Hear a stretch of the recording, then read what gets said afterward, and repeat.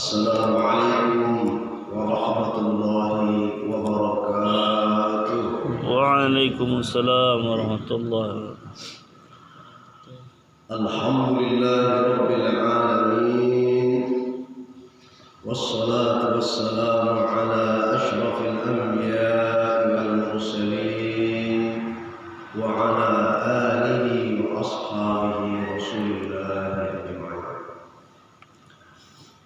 Bapak-bapak jamaah salat subuh yang sama kita mengharap ridha Allah Subhanahu wa taala. Mari sama-sama kita bersyukur, senang Allah Subhanahu wa taala memberikan kita hadiah pagi hari ini bisa melangkahkan kaki dari rumah ke masjid untuk tunai salat subuh dengan berjamaah. Bisa melaksanakan amal kebaikan ini adalah hadiah pemberian dari Allah Subhanahu wa taala. Mesti kita senangin supaya nanti pantas menerima hadiah yang lain. Kita buat sholat ini bukan karena kekuatan kita. Oleh karena itu mesti betul-betul terima kasih kepada Allah yang memberikan hadiah, supaya pantas nanti kalau kita menyenangi hadiah ini menerima hadiah yang lain seperti surganya Allah. Kemudian selawat beriringkan salam kita hadiahkan kepada junjungan kita Rasulullah Muhammad SAW. Kita perbanyak selawat. Mudah-mudahan apa yang dicontohkan oleh Rasulullah itu gampang nularnya kepada kita untuk bisa ditiru. Jadi orang untuk bisa jadi baik sebenarnya gampang. Cukup mengingat kebaikan orang lain, insya Allah kebaikan itu akan nular. Kebaikan itu seperti orang duduk, bapak-bapak jangan Allah. Kalau kita duduk di samping orang yang semangat, maka kita akan semangat. Tapi kalau duduk kita di samping orang yang ngantuk, ngantuknya pun nular. Sering kita mengingat kebaikan orang, insya Allah kebaikan itu akan mudah menular kepada kita. Berselawat kepada Rasulullah, kenapa kita mendoakannya? Padahal Rasulullah itu sudah penuh dengan rahmat dan keselamatan. Ulama katakan mendoakan Rasulullah dengan hadiah selawat itu seperti mengisi ember yang sudah penuh dengan air. Kalau ada ember diisi, walaupun sudah penuh, dia akan tumpah. Maka tumpahnya itu akan terpercik kepada orang yang isi. Jadi berselawat kepada Rasulullah agar Rasulullah ditambahkan rahmat dan keselamatannya. Pada hakikatnya itu mendoakan diri kita sendiri. Semakin banyak berselawat, semakin mudah kita amal kebaikan. Mudah-mudahan nanti di akhirat kita mendapat syafaat beliau. Amin ya rabbal alamin. Jemaah subuh yang dirahmati Allah, bapak-bapak, orang tua kami, ustaz-ustaz kami yang mulia. Sesuatu yang kita pikirkan itu akan bernilai dalam kehidupan kita. Sebelum orang berpikir tentang besi, besi itu tidak bernilai dan manfaatnya pun kurang. Ditaruh di air dia tenggelam, dilempar ke udara dia akan jatuh.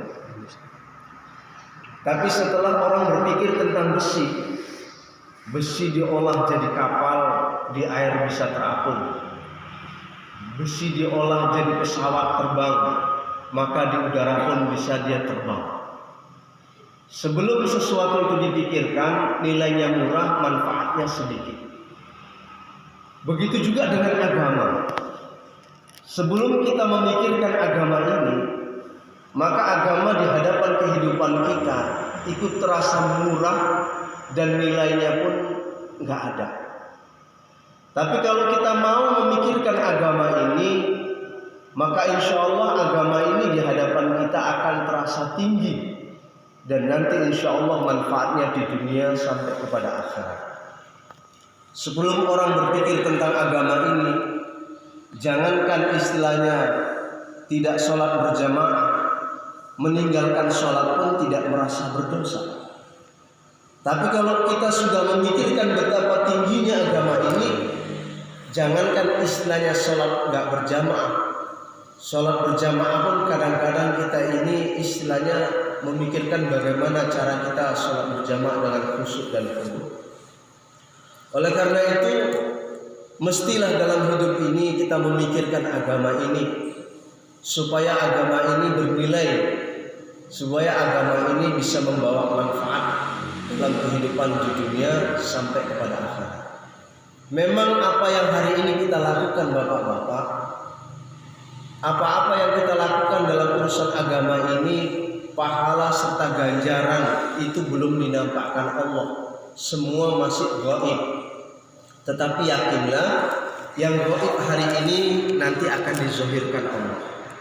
Dan yang zahir hari ini, yang di dunia ini, nanti suatu saat akan gaib.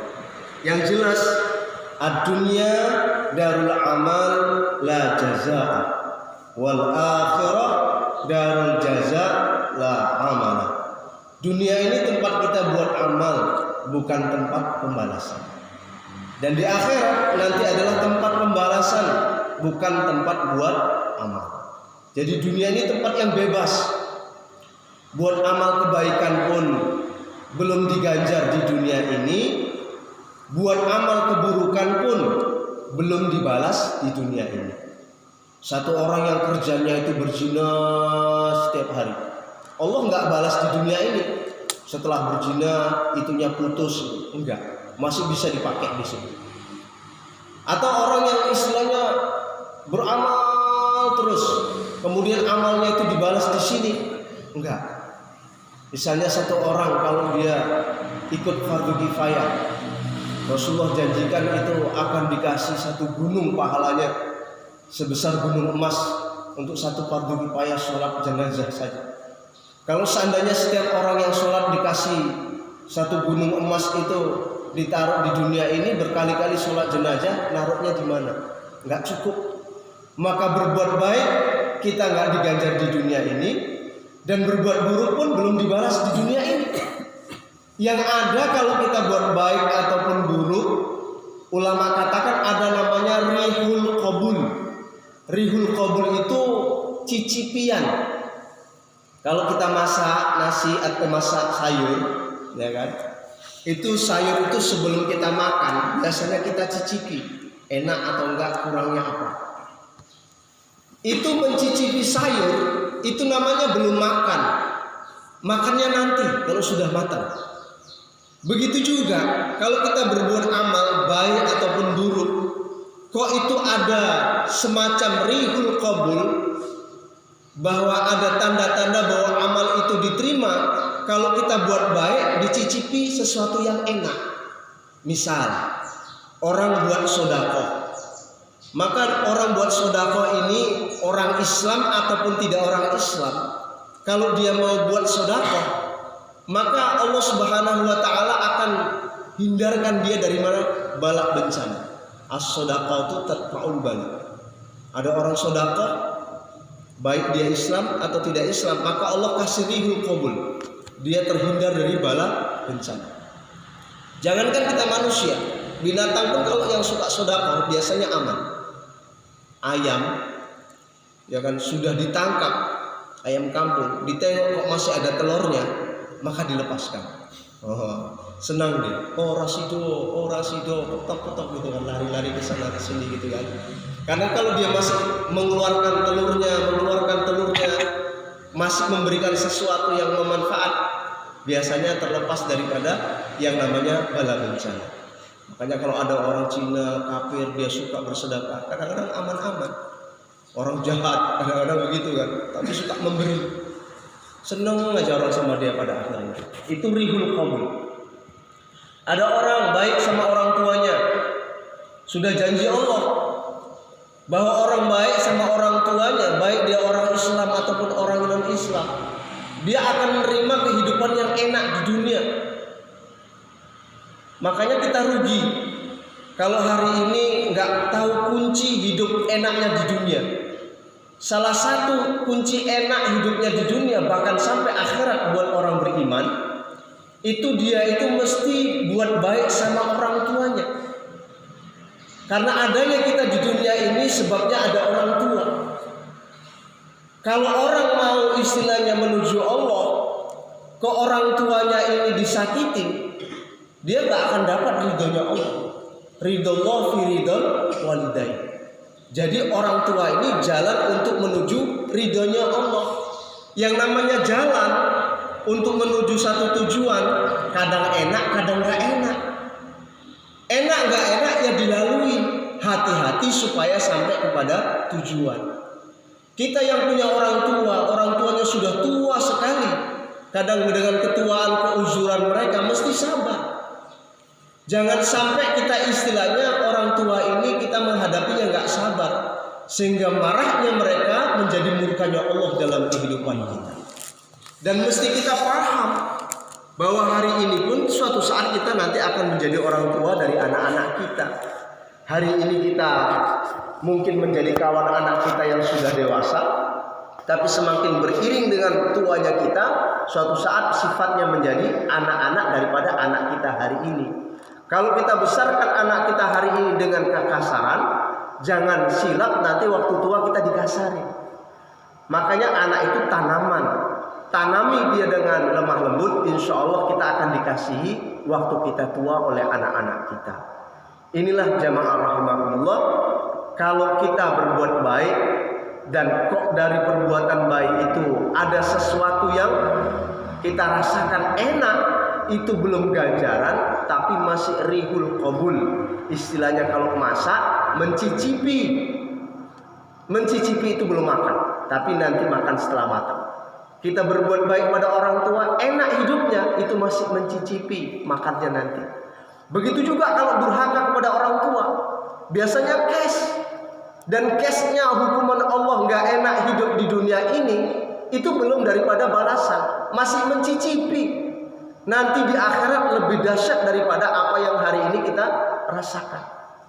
Oleh karena itu jamaah rahimakumullah, mestilah kita memahami agama ini. Kalau kita hari ini sudah beramal, tapi amal yang kita lakukan belum membuahkan sesuatu yang nikmat, maka jangan kita berhenti mengamalkan perintah Allah atau meninggalkan larangan Allah. Tetapi terus karena apa-apa yang didatangkan oleh Allah dalam kehidupan kita ini boleh jadi adalah ujian, kerikil-kerikil kehidupan. Kerikil-kerikil kehidupan yang Allah datangkan dalam kehidupan kita ini jadikan seperti nonton TV pakai remote. Kalau nonton TV pakai remote, acara channelnya nggak enak, jangan TV-nya yang ditendang, nanti justru rusak. Tapi cari siapa yang megang remote, bilang sama yang pegang remote, itu tukar channelnya. Nanti kalau sudah dapat channel yang enak, nyambung kita suka, nikmatilah.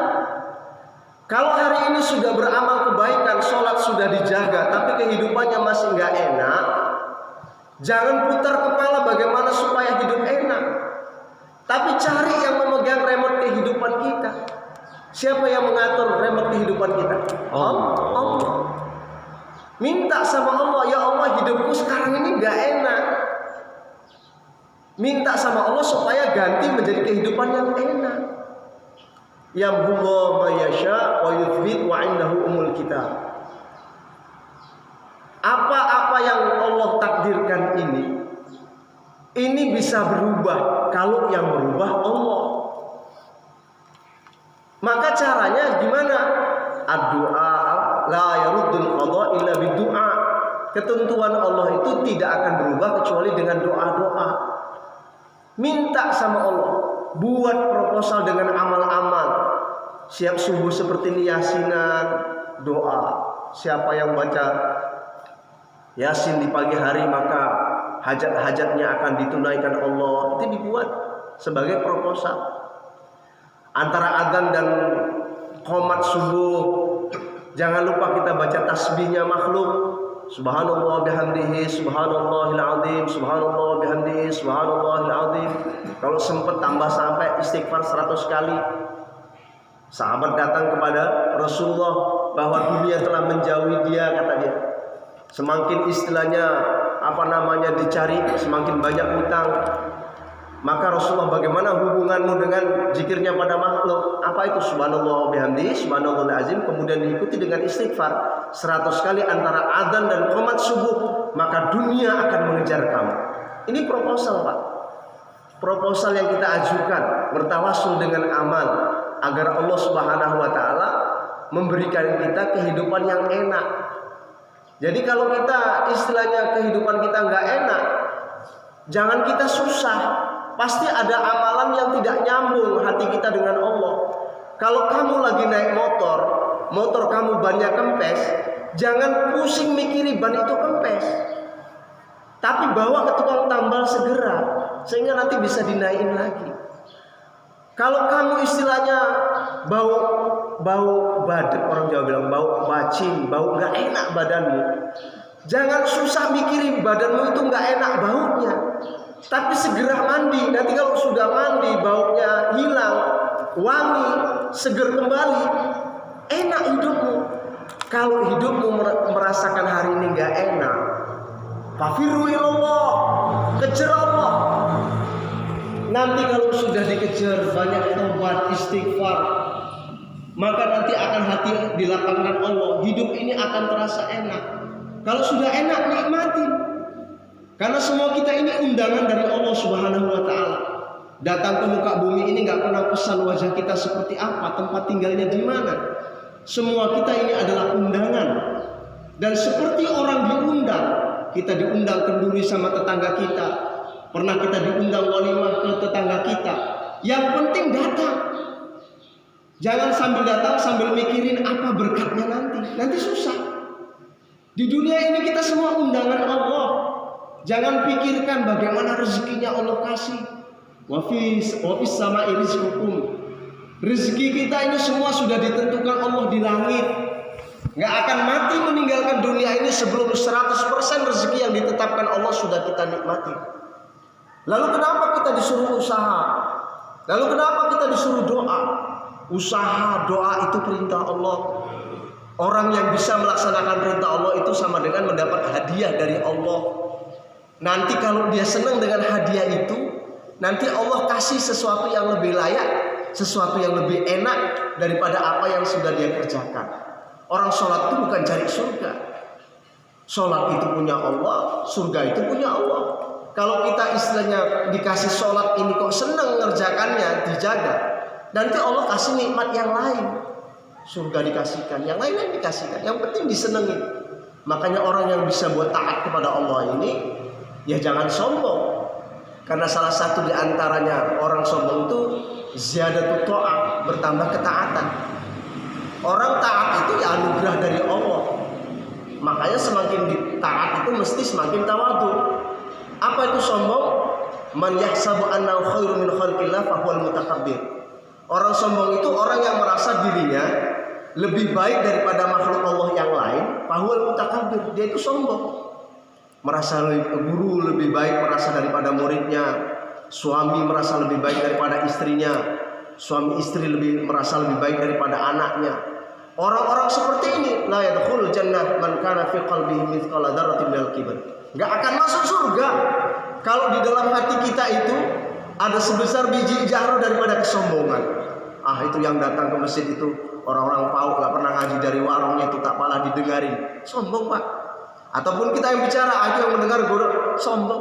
Orang sombong sampai kapanpun itu enggak suka. Bahkan kan jangankan Allah, orang sombong sendiri nggak suka nengok orang sombong gitu. Oleh karena itu mesti kita tawadu. Tawadu itu rendah hati. At-tawadu la yazidu ila rif'ah. Tawadu itu tidak akan bertambah apa-apa kecuali ketinggian di sisi Allah.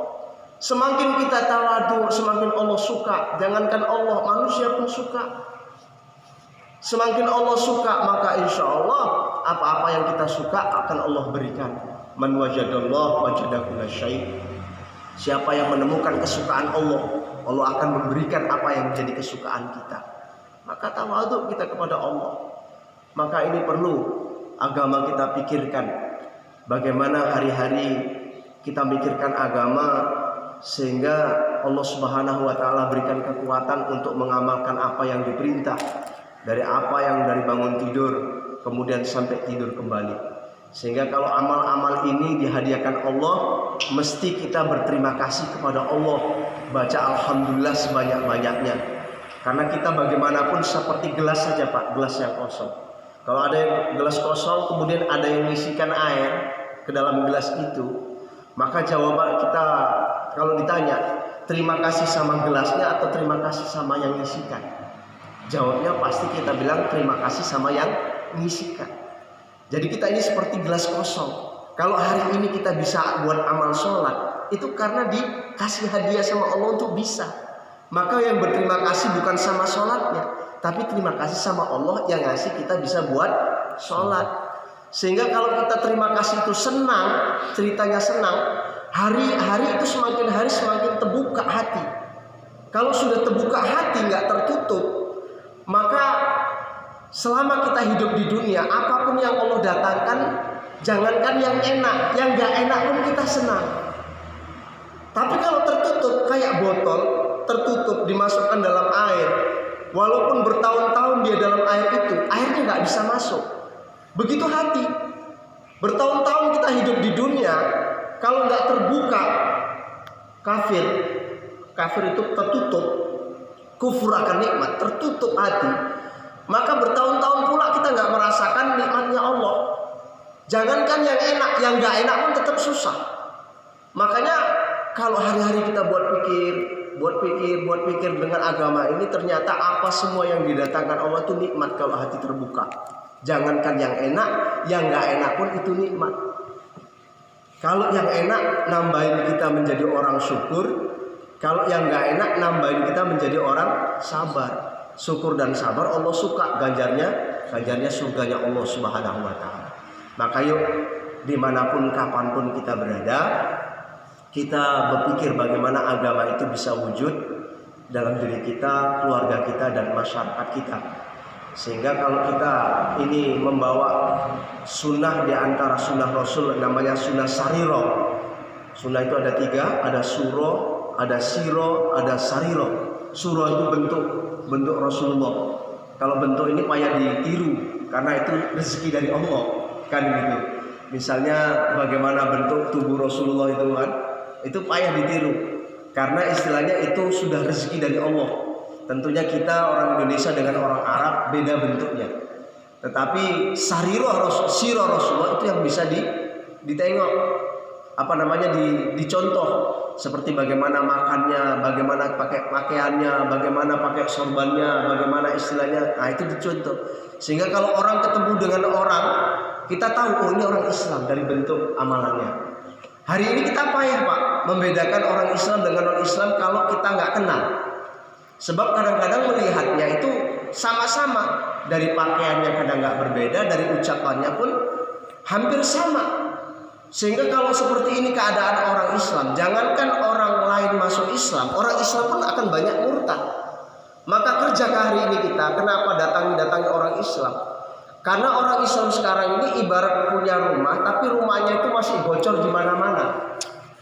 Kalau rumah orang Islam itu bocor di mana-mana, datang hujan deras, kemudian ada orang lewat kita suruh singgah. Lalu dia singgah di dalam pun kena bocoran itu di mana-mana, dia akan keluar lagi karena dia merasa di dalam rumah dengan di luar rumah sama saja, sama-sama kena hujan. Hari ini kenapa kita datangi orang Islam, saudara-saudara kita, untuk sama-sama belajar agama? Ya karena orang Islam itu begitu, rumahnya bocor, akhlaknya, ubudiyahnya, imaniyahnya, muamalahnya, muasyarahnya. Ini perlu diperbaiki. Sehingga kalau nggak baik nanti ngajak orang lain masuk ke dalam Islam, orang Islam itu, orang luar Islam itu bilang, orang samanya kelakuan orang non Islam dengan orang Islam, ngapain saya masuk Islam? Kan gitu. Tetapi kalau nanti sudah rumah Islam ini orang Islam tambal, maka terasa berbeda antara di luar sana hujan dengan di dalam. Nanti kalau masukkan orang Islam, ajak orang luar masuk Islam, dia akan kerasan di rumah kita. Inilah fungsinya bagaimana kita gerak dari satu tempat ke tempat lain. jumpai satu orang dengan orang lain. Yang pertama ini adalah perintah Allah, yang kedua sama-sama hamba Allah. Ini merupakan perkara yang baik untuk bagaimana satu sama lain saling mengasihi. Kalau istilahnya kita pengen dijadikan orang baik, mesti paham orang baik itu siapa? Man hasana man asa'ahu. Orang baik itu adalah orang yang bisa berbuat baik di antara orang-orang buruk di antara mereka. Maka kalau kita bisa berbuat baik sama orang yang buruk, bukan malah menghina, ini adalah orang baik yang sesungguhnya. Sebab bagaimanapun mereka adalah saudara kita. Jangan istilahnya kita cuman mencemooh, itu orang tak pernah sholat, itu orang tak pernah mau ikut wirid. Orang mencemooh keburukan orang lain itu sama dengan mentransfer keburukan itu datang ke dalam kehidupan kita. Man ayara akhuhu bidzambin lam yamut hatta ya'malu bih. Melihat, menceritakan saudara kita melakukan dosa, ya kan, itu sama dengan kita tidak akan mati sebelum dosa yang dia lakukan itu kita lakukan dalam kehidupan kita. Jadi jumpa orang baik kita baikin. Yuk monggo sama-sama mentaati Allah. Jumpa orang buruk, yuk kita baik. Yuk sama-sama kita mentaati Allah. Nanti siapa di antara kita yang terbaik adalah orang yang bisa mengucapkan la ilaha illallah di akhir kalam. Dan orang tidak akan bisa mengucapkan la ilaha illallah di akhir kalam kalau dia uququl walidain. Jangan durhaka kepada orang tua. Jangankan kita, sahabat pun payah waktu mengucapkan akhir kalam la ilaha illallah karena orang tuanya sakit hati. Yang kedua, jangan akul riba, makan riba. Walaupun kita nggak merasa dirugikan, makan riba itu sekecil-kecil dosanya seperti berzina dengan ibu kandung kita sendiri.